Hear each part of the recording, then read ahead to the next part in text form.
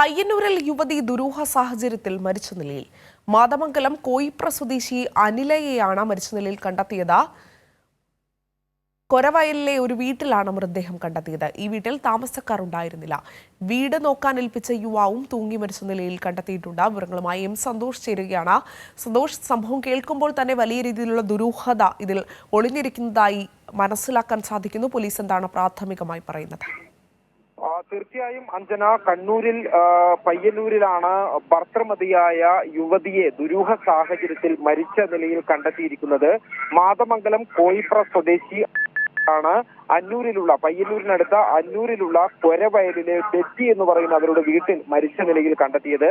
ഈ വീട്ടിൽ കുടുംബം താമസം ഉണ്ടായിരുന്നില്ല. പകരം മറ്റൊരു യുവാവിനെ വീട് നോക്കുന്നതിനായി ഏൽപ്പിച്ച ഇവർ മറ്റൊരു സ്ഥലത്താണ് യാത്ര പോയിരിക്കുകയായിരുന്നു.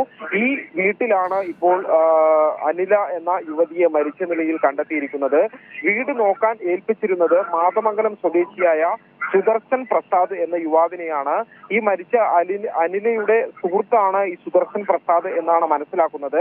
ആദ്യം യുവതിയുടെ മൃതദേഹമാണ് കണ്ടെത്തിയത്. പിന്നീട് അല്പസമയത്തിന് ശേഷം പിന്നീട് ഈ മാതമംഗലത്ത് മറ്റൊരു സ്ഥലത്ത്, ഈ വീട്ടിലല്ല മറ്റൊരു സ്ഥലത്ത്, യുവാവിന്റെ വീടിന് സമീപത്ത് തന്നെ മാതമംഗലത്ത് യുവാവിനെ തൂങ്ങി മരിച്ച നിലയിലും കണ്ടെത്തിയിട്ടുണ്ട്.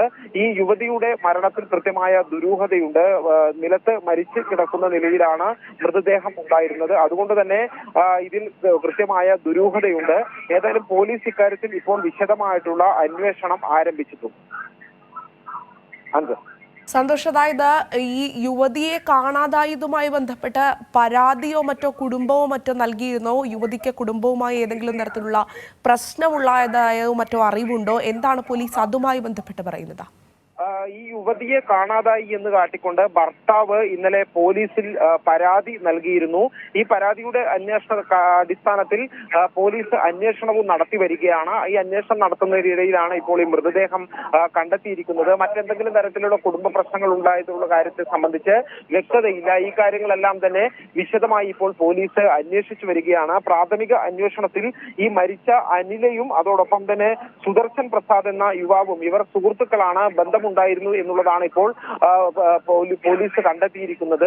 അതുകൊണ്ട് തന്നെ ഇതിന്റെ കൂടുതൽ കാര്യങ്ങൾ ഇനി അന്വേഷണത്തിലൂടെ പുറത്തു വരേണ്ടതുണ്ട്. എങ്ങനെയാണ് അനില മരിച്ചത് എന്നുള്ള കാര്യത്തെ സംബന്ധിച്ചുള്ള കൂടുതൽ കാര്യങ്ങൾ പുറത്തു വരേണ്ടതുണ്ട്. ഏതായാലും ഈ സുദർശൻ പ്രസാദിന്റെ മരണം തൂങ്ങി മരണമാണ് എന്നുള്ളത് തന്നെ പ്രാഥമികമായി സ്ഥിരീകരിച്ചിട്ടുണ്ട്. എന്നാൽ ഈ അനിലയുടെ, യുവതിയുടെ മരണം എങ്ങനെയാണ് എന്നുള്ള കാര്യത്തിൽ ഇതുവരെ സ്ഥിരീകരണം ഉണ്ടായിട്ടില്ല.